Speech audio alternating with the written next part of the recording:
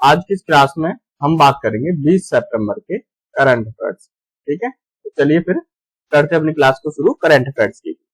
जो हमारा पुराना संसद भवन था, अब उसका नाम चेंज कर दिया गया। अब उसका नाम कर दिया गया संविधान सदन। पुराने संसद भवन को अब संविधान सदन के नाम से जाना जाएगा। क्वेश्चन पूछ लिया जाता है, जो हमारा पुराना संसद भवन था उसका नाम क्या रखा गया है, तो वो संविधान सदन रखा गया है। ठीक है, अब जो नई इमारत बनी थी भारत में, संसद का जो कामकाज है वो नए जो भवन बना था उसमें ये स्थानांतरित कर दिया गया है। अब जो नई इमारत जो बनी है, अब उसे भारत का संसद भवन कहा जाएगा। ठीक है, लोकसभा जो कार्यवाही होती थी उसके उपयोग में किए जाने वाले जो थे सदन, लॉबी और गैलरी जैसे जो शब्द हैं, ये नई इमारत में संदर्भित कर दिए गए, यानी कि नई इमारत में ये संदर्भित कर दिए गए सदन, लॉबी और गैलरी जैसे शब्द। ठीक है, इमारत के नामकरण की बात की जाए, इसका जो नामकरण है ये किसका विचार था या किसने रखा गया था? इसका जो नामकरण का जो विचार था, नामकरण का, तो ये पीएम नरेंद्र मोदी जी का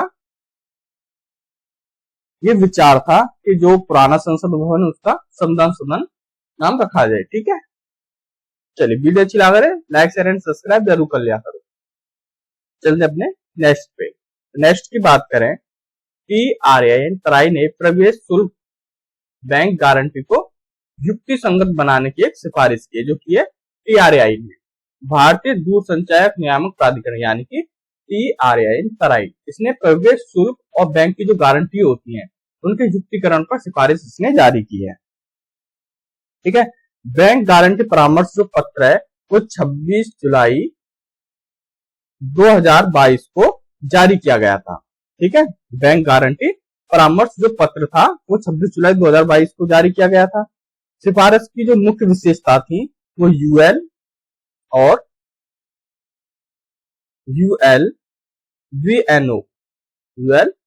वीएनओ लाइसेंस के लिए जो प्रवेश है उसके शुल्क को कम करना, और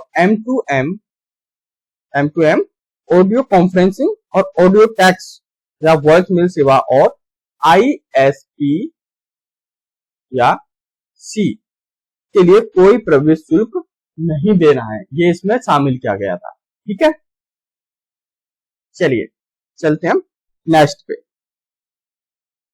नेक्स्ट की बात करें तो गुजरात जो है उसमें एक दुर्लभ धातु यानी कि वेनेडियम पाया गया, यानी वेनेडियम की खोज की गई है गुजरात में, जो कि एक काफी दुर्लभ धातु है। ठीक है, गुजरात के अलंग के पास खंबात की खाड़ी में,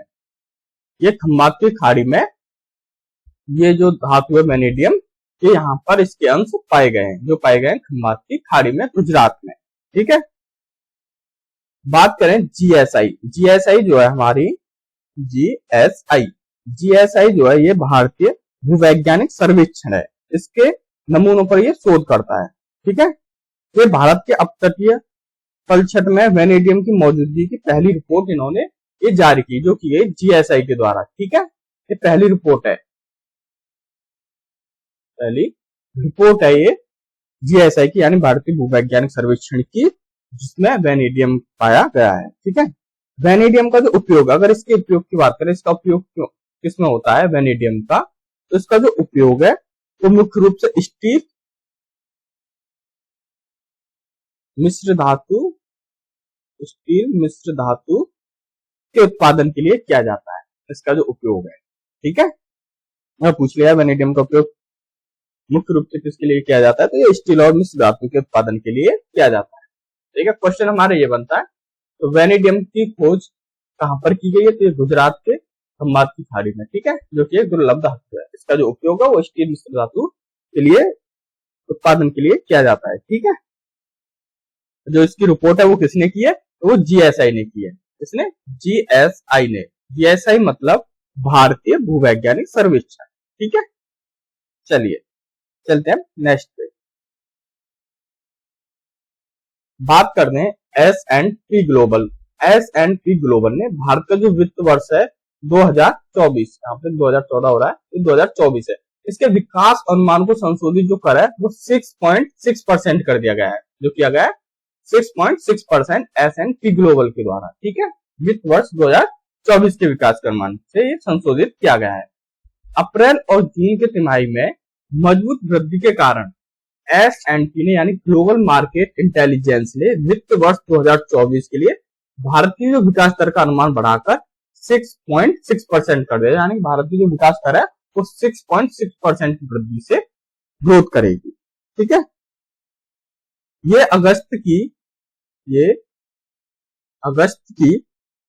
अनुमानित जो है वो 5.9% वृद्धि से एक महत्वपूर्ण बदलाव का प्रतिनिधित्व करता है। अगस्त में 5.9% की इसमें वृद्धि हमें देखने को मिली, जो कि एक महत्वपूर्ण बदलाव का प्रतिनिधित्व करता है। 2023 में जो मुद्रास्फीति दर थी वो तेजी से बढ़कर 6% होने का अनुमान है। ठीक है, वो तेजी से बढ़ेगी, जिसका अनुमान लगाया जा रहा है वो 6% रहेगी, जो आरबीआई द्वारा निर्धारित ऊपरी बैंड लक्ष्य सीमा को छू जाएगी। जो आरबीआई द्वारा निर्धारित की गई थी ऊपरी बैंड जो थी, उसकी जो लक्ष्य सीमा है उसको छू सकती है। ठीक है, कंपनी ने 2023 के लिए अपने विकास अनुमान को बढ़ाकर, जो कंपनियां हैं उनके जो विकास अनुमान को बढ़ाकर 2.6% कर दिया है। ठीक है, चलते हैं नेक्स्ट पे। नेक्स्ट की बात करें, केंद्र ने पूर्व आईपीएस और व्हाट्सएप अधिकारी को सीसीआई सदस्य के रूप में नामित किया गया है, जो किया गया है सेंट्रल के पूर्व आईपीएस और व्हाट्सएप अधिकारी। ठीक है, आईसीसीआई सदस्य के रूप में नामित किया गया है। केंद्र के निर्णय लेने की प्रक्रिया में तेजी लाने के लिए भारतीय प्रतिस्पर्धा आयोग यानी कि सीसीआई, इसने 3 नए सदस्यों की नियुक्त किया गया है। 3 नए सदस्यों को उन्होंने नियुक्त किया है। नई नियुक्ति में अनिल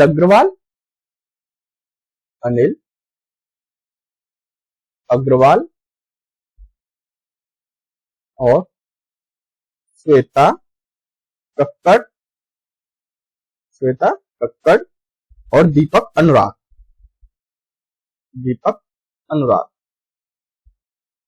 ये जो है ये 3 नए इनकी नियुक्ति की गई है, आईसीसी सदस्य के रूप में इनको नामित किया गया है। अनिल अग्रवाल जो है ये पूर्व पुलिस महानिदेशक हैं, ये अनिल अग्रवाल। ठीक है, श्वेता कक्कड़ जो है ये व्हाट्सएप की पूर्व अंतरिक्ष मुख्य अनुपालन ये अधिकारी रही थी, श्वेता कक्कड़। और दीपक अनुराग की बात करें तो नियंत्रक एवं महालेखा परीक्षक के कार्यालय में ये इन्होंने कार्य किया है। ये क्या है, दीपक अनुराग ने। ठीक है, इन तीनों को नियुक्त किया गया है सीसीआई के नए सदस्यों के रूप में। ठीक है, चलिए चलते हैं अब नेक्स्ट पे।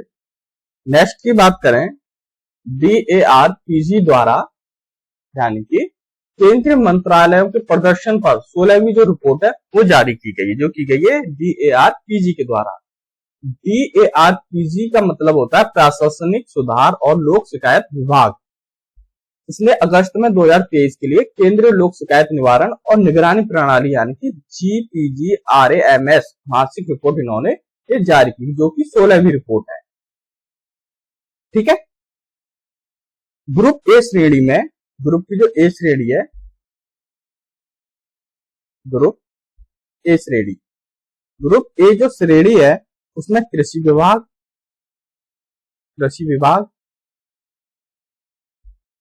और जल संसाधन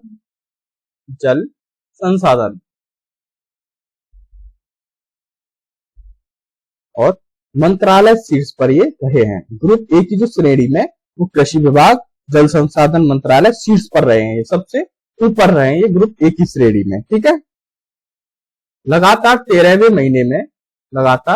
13वें महीने में केंद्र सचिवालय में मासिक भुगतान जो है वो 1 लाख मामलों को पार कर दिया है। ठीक है, 1 लाख जो मामले हैं उनको पार कर दिया है लगातार 13वें महीने में केंद्र सचिवालय ने। ठीक है, चलिए अब चलते हैं नेक्स्ट की बात करें तो भारतीय एक्सा यानी AXA लाइफ इंश्योरेंस ने नई मिड कैप योजना जो है वो लॉन्च की गई है, जो की गई है AXA लाइफ इंश्योरेंस के द्वारा। भारतीय AXA लाइफ इंश्योरेंस के द्वारा नई मिड कैप जो योजना है वो लॉन्च की गई है। भारतीय एक्सेल लाइफ ने अपनी नई फंड पेशकश यानी कि इमर्जिंग एक्टिविटी फंड लॉन्च किया है, जो लंबी अवधि की पूंजी वृद्धि के लिए मिड कैप कंपनियों के लिए, जो मिड कैप कंपनियां होती हैं उनके लिए निवेश करेगी। ठीक है, ये जो फंड है ये भारतीय एक्सेल की पहली मिड फंड पेशकश है, ये पहली फर्स्ट है इसकी जिसने ये पेश किया है। ये फंड अधिक विकास क्षमता के साथ उच्च रिटर्न उत्पादों के लाभ प्रदान कर सकता है। ठीक है, भारतीय एक्सेल लाइफ इंश्योरेंस भारतीय और एक्सेल के बीच एक संयुक्त उद्यम है ये। ठीक है, चलिए अब चलते हैं नेक्स्ट क्वेश्चन पे। नेक्स्ट क्वेश्चन की बात की जाए तो सरकार ने किसान जो ऋण पोर्टल है और मौसम पवन मैनुअल लॉन्च इन्होंने किया है, जो किया है गवर्नमेंट ने, किसान ऋण पोर्टल और मौसम पवन मैनुअल लॉन्च किया गया है। वित्त मंत्री जो कि प्रेजेंट में निर्मला सीतारमण, इन्होंने दिल्ली में किसान ऋण पोर्टल और मौसम सूचना नेटवर्क डेटा सिस्टम यानी कि विंड्स WINDS यानी विंड्स मैनुअल लॉन्च इन्होंने किया गया है। ठीक है, ये किसान के ऋण पोर्टल, किसान डेटा, ऋण जो संवितरण होता है उसकी विशिष्टताओं और योजना उपयोग प्रगतियों का एक व्यापक दृष्टि जो है वो प्रस्तुत करेगा। ठीक है, 1 अक्टूबर 2023 से शुरू होने वाली ये योजना है जो संतृप्ति प्राप्त करने के लिए घर घर जाकर KCC अभियान का भी अनावरण इसमें किया गया है। ठीक है, पूछ लिया था किसान ऋण पोर्टल और मौसम पवन मैनुअल किसने लॉन्च किया, तो हमारी गवर्नमेंट ने किया, वित्त मंत्री निर्मला सीतारमण ने नई दिल्ली में ये लॉन्च किया है, जिसका नाम रखा गया विंड्स यानी किसान ऋण पोर्टल और मौसम सूचना नेटवर्क डेटा सिस्टम। ठीक है, चलिए अब चलते हैं नेक्स्ट पे। नेक्स्ट की बात करें धनंजय जोशी को दूरसंचार उद्योग निकाय यानी कि DIPA के अध्यक्ष के रूप में नियुक्त किया गया है। डिजिटल इंफ्रास्ट्रक्चर प्रोवाइडर्स एसोसिएशन जिसे बोलते हैं हम डिपा यानी DIPA digital infrastructure providers association, इसने समिट डिजिटल के MD और CEO जो है धनंजय जोशी, उनको अध्यक्ष के रूप में नियुक्त किया गया है। धनंजय जोशी भारतीय एंटरप्राइजेस के अध्यक्ष अखिल गुप्ता का स्थान लेंगे। इनसे पहले जो थे वो थे अखिल गुप्ता, अब ये नहीं रहे हैं, अब इनकी जगह पर धनंजय जोशी इनकी सीट जो है वो लेंगे। ठीक है, तो 2011 में उद्योग निकाय के अध्यक्ष के रूप में कार्यरत थे। ठीक है, दीपा की बात करें DIPA ने 2023 से 24 अवधि के लिए अपने नेतृत्व की घोषणा के साथ 2022 से 23 के लिए अपनी वार्षिक आम सभा की बैठक संपन्न की थी। ठीक है, ओके, चलते हैं अब नेक्स्ट पे। नेक्स्ट की बात करें तो सरकार ने LIC एजेंटों और कर्मचारियों के लिए कल्याणकारी उपायों को मंजूरी दी है, जो कि दी है भारतीय गवर्नमेंट ने। LIC एजेंट जो होते हैं और कर्मचारी होते हैं उनके लिए कल्याणकारी उपायों की मंजूरी दी है। केंद्र ने LIC जो एजेंट हैं और कर्मचारी उनके लिए कल्याणकारी उपायों को मंजूरी दे दी, जिसमें ग्रेच्युटी सीमा में वृद्धि, नवीनीकरण, कमीशन, पात्रता, पारिवारिक पेंशन की एक समान दर को बढ़ा हुआ टर्म बीमा कवर शामिल किया गया है इसमें। ये जो उपाय है ये LIC जो एजेंट होंगे उन्हीं के विनिमय 2017 के संशोधन का ये पालन करते हैं। LIC जो एजेंट है इनके लिए ग्रेच्युटी सीमा जो है वो 3 लाख से बढ़ाकर, पहले 3 लाख थी, अब 3 लाख से बढ़ाकर इनकी 5 लाख कर दी गई है, जो कर दी गई है इनकी ग्रेच्युटी जो सीमा है। ठीक है, जो कि हमारी सरकार ने इन सभी जो LIC के एजेंट कर्मचारी होते हैं उनके लिए मंजूरी दे दी गई है। ठीक है, ओके, अब चलते हैं नेक्स्ट की बात करें। जो कर्नाटक है इसने 21 साल से जो कम उम्र के लोग हैं उनके लिए हुक्का, तंबाकू जो उत्पाद है इन पर प्रतिबंध लगाया, जो लगाया कर्नाटक की गवर्नमेंट ने 21 साल से जो कम उम्र के लोग होते हैं उनके लिए हुक्का जो तंबाकू है उनके लिए प्रतिबंध यानी कि उनको नहीं दिया जाएगा। कर्नाटक सरकार ने कर्नाटक सरकार ने जो 21 साल से कम उम्र है उनके लिए हुक्काबार और सिगरेट पर प्रतिबंध ये लगा दिया है। इस नए बदलाव करने के लिए सिगरेट और अन्य तंबाकू जो उत्पाद अधिनियम है, जिसे बोलते हैं हम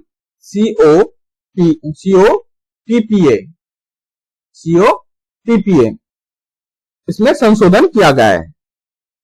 ठीक है, जो कि हमारा तंबाकू उत्पाद अधिनियम COTPA बोलते हैं। इसमें एक संशोधन किया गया है जिसमें तंबाकू उत्पाद पर प्रतिबंध 21 साल से जो कम उम्र के होंगे, 21 साल से जो कम उम्र के तंबाकू उत्पाद खरीदने पर प्रतिबंध है इसमें। ठीक है, किसी भी स्कूल, कॉलेज, सभी जो सार्वजनिक स्थान होते हैं वहां पर नशीली दवाओं की बिक्री पूरी तरह से प्रतिबंधित की जाएगी और वहां पर पूरी तरह से प्रतिबंधित है। जहां पर स्कूल होते हैं, कॉलेज होते हैं, जहां सभी जो सार्वजनिक स्थान होते हैं, ठीक है ना, सार्वजनिक स्थानों पर जो नशीली दवाएं होती हैं उनकी बिक्री पर पूरी तरह से प्रतिबंध लगाया गया, जिसमें संशोधन किया गया किसमें, COTPA में। ठीक है, जिसकी वजह से ये कदम उठाया गया है। चलिए अब चलते हैं नेक्स्ट की बात करें तो RBI ने यानी कि भारतीय रिजर्व बैंक ने HDFC बैंक के MD शशिधर जगदीशन को कार्यकाल 3 साल के लिए और बढ़ा दिया है। इनका जो कार्यकाल है वो 3 साल के लिए बढ़ा दिया गया है। जो HDFC के MD थे शशिधर जगदीशन को 2026 तक 3 और वर्षों के लिए HDFC बैंक के प्रबंधक और निदेशक यानी CEO के रूप में फिर से नियुक्त किया गया है, यानी फिर से इनकी नियुक्ति की गई है। जगदीशन जो है वो 1996 से बैंक से जुड़े हुए हैं और उनके पास कुल मिलाकर 31 वर्षों का एक्सपीरियंस यानी कि इनको अनुभव है। बैंक के समूह प्रमुख के मुख्य वित्त अधिकारी के रूप में कार्य करने के बाद जगदीशन को अक्टूबर 2020 में CEO नियुक्त किया गया, यानी 2020 में इन्हें नियुक्त किया गया था CEO के रूप में। ठीक है, चलिए अब बात करते हैं नेक्स्ट की बात करें तो उत्तर प्रदेश में अधिवक्ता संरक्षण विधेयक है, उसके लिए 3 सदस्यीय पैनल बनाया गया है, जो कि बनाया गया है उत्तर प्रदेश में। अधिवक्ता संरक्षण विधेयक तैयार करने के लिए यूपी राज्य है उसने सरकार द्वारा 3 सदस्यीय जो समिति है उसका गठन किया गया है। समिति की जो अध्यक्षता है वो प्रमुख सचिव विधि एवं विधिक स्मरण श्री प्रमोद कुमार श्रीवास्तव करेंगे। इसका श्री प्रमोद कुमार श्रीवास्तव जो है वो इसका स्मरण करेंगे। ठीक है, समिति के अन्य 2 सदस्य अपर पुलिस महानिदेशक यानी कि अभियोजन और बार काउंसिलिंग ऑफ उत्तर प्रदेश द्वारा नामित एक व्यक्ति होंगे। ठीक है, जो कि उत्तर प्रदेश ने अधिवक्ता संरक्षण विधेयक के लिए 3 सदस्यीय पैनल में बनाया गया है। ठीक है, चलिए अब चलते हैं नेक्स्ट की बात करें। RBI ने अपर लेयर श्रेणी में 15 NBFC की जो सूची है वो जारी की गई है, यानी कि भारतीय रिजर्व बैंक यानी RBI ने वर्ष 2024 इसके ऋणदाताओं के लिए पैमाने आधारित विनिमय के तहत 15 NBFC की जो सूची है वो जारी की गई है RBI की ओर से, यानी भारतीय रिजर्व बैंक की ओर से। LIC यानी कि हाउसिंग फाइनेंस लिमिटेड को NBFC की सूची में NBFC की जो सूची है इसमें पहले स्थान पर रखा गया है, फर्स्ट जो रैंकिंग है तो इसको रखा गया है। इसके बाद जो है वो बजाज फाइनेंस है और बजाज फाइनेंस लिमिटेड, और फिर इसके बाद आते श्रीराम फाइनेंस लिमिटेड। ठीक है, सबसे जो पहला स्थान है वो LIC को दिया गया है। ठीक है, अब बात करते हैं गैर बैंकिंग जो वित्त कंपनियां हैं यानी कि NBFC, इन्हें बोलते हैं हम गैर बैंकिंग वित्त कंपनियां। उनके लिए RBI के नियमों का उद्देश्य छाया बैंकिंग क्षेत्र पर कड़ी जो निगरानी है वो रखना है। ठीक है, ओके, अब चलते हैं नेक्स्ट की बात करें न्यूरल लिंक की। न्यूरल लिंक जो है वो इंसानों के ब्रेन चिप्स यानी प्रत्यारोपित करने की अनुमति इसको मिल गई है, यानी कि इंसानों के ब्रेन में लगाई गया था, जिसका नाम है न्यूरा लिंक, इसकी अनुमति मिल गई है। एलन मस्क की कंपनी ने न्यूरा लिंक को अपना पहला मानव परीक्षण करने की अनुमति इसको मिल गई है। जो रीढ़ की हड्डी की चोट या एमियोट्रोपिक जो लेटर होता है यानी कि स्क्लेरोसिस यानी कि ALS बोलते हैं जिसे हम, इसके कारण होने वाले पक्षाघात वाले रोगी होते हैं उन पर ये केंद्रित किया गया है।